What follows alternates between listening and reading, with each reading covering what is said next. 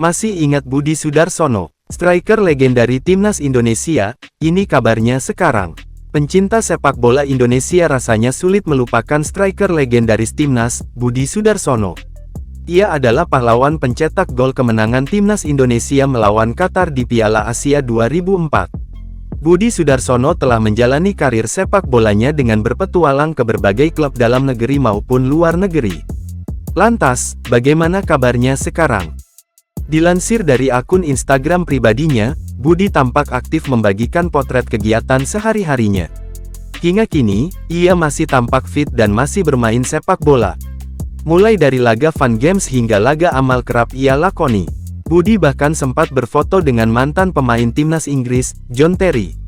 Pada tanggal 26 Mei tahun 2023 nanti, Budi akan melakoni laga amal bersama tim Pita Kuning FC melawan tim Stand Up Indo FC.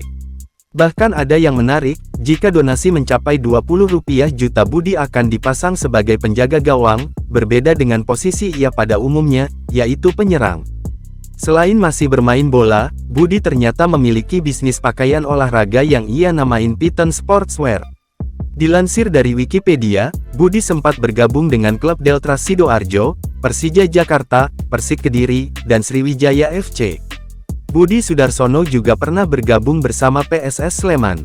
Bulan Mei tahun 2013 Budi Sudarsono akhirnya berlabuh ke klub divisi utama LPIS dari kota Nganjuk Persenga Nganjuk dan musim 2013-2014 Budi Sudarsono memperkuat salah satu tim raksasa divisi utama yaitu Persikabo. Adapun satu tim lainnya yakni klub kontestan kasta tertinggi sepak bola Malaysia, PDRM-FA. Budi menjajal peruntungan di Malaysia pada 2007. Setelah sekitar 16 tahun menjadi pesepak bola profesional, ia akhirnya memutuskan gantung sepatu di tim Persikabo Bogor, pada awal musim 2015.